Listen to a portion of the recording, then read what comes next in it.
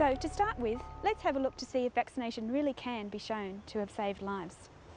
Dr. Isaac Golden is a prominent and experienced homeopath, teacher and author of several books, including one on vaccination. Let's hear what he, along with many others in fact, have found out.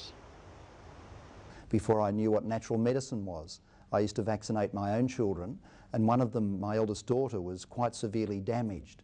And that led me to question whether or not what I was being told by doctors was really accurate, because I was told time and again to go back and keep vaccinating her despite the reactions that she was having.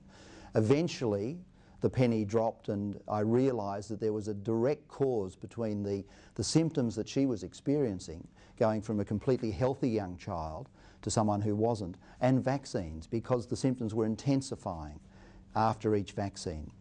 That led me to really start looking further than what I was just told by doctors.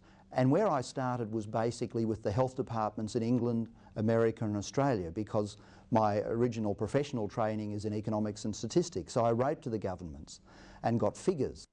And then I realised when I started plotting the figures on charts that in fact there was a lot of information that we were being told by the orthodox medical profession which wasn't true. And it also made me realise that a great deal of information given to medical students was probably very misleading. Let me give you an example on the overhead. We have here the figures of deaths from whooping cough in America from the time that vaccinations were introduced to around about the late 1980s. These were the figures that I got from the American government themselves. And what they show when you look at those figures is quite clearly, apparently, that the introduction of vaccination caused a great fall in the deaths from whooping cough. However, what I also got were the figures for 40 years before vaccines were introduced. And you can actually see where the arrow is, where vaccination was introduced. And so it is quite clear that the majority of the reductions in deaths from whooping cough occurred well before vaccination was even introduced. So the claim in this particular case that vaccination was responsible for eliminating most of the deaths from whooping cough in America is clearly statistically false. The pattern with whooping cough is of course not unique to that disease, as Dr. Viera Scheibner will show us. She is a retired principal research scientist who by now has studied well over 60,000 pages of orthodox medical research articles on the subject, also culminating in a book. It is a well-documented fact that the incidence and mortality from infectious diseases like measles, whooping cough, rubella, mumps fell by 90% before any vaccine has even been introduced. The mortality from diphtheria between 1900 and 1960, you can see that there was a steady downward trend in mortality from diphtheria long before any treatment has been introduced. And topsoil is vaccine.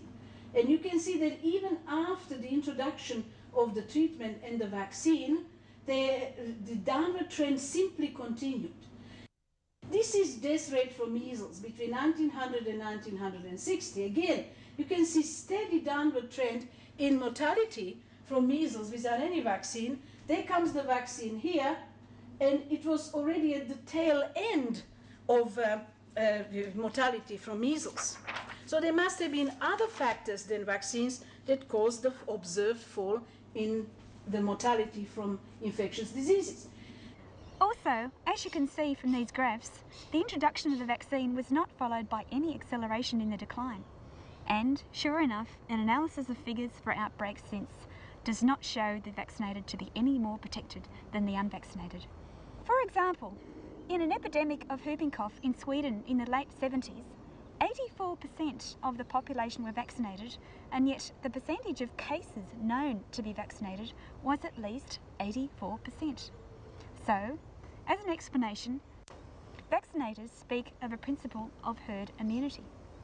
Their definition of this term, which is quite different from what it originally meant, is that at least 95% of the population must be vaccinated to prevent an outbreak. But does this work in practice?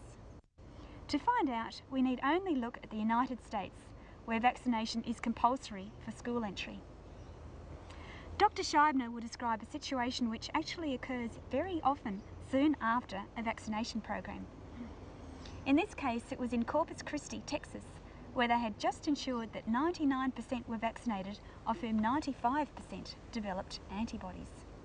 An outbreak of measles occurred among adolescents in Corpus Christi, Texas, in the spring of 1985, even though vaccination requirements for school attendance had been thoroughly enforced.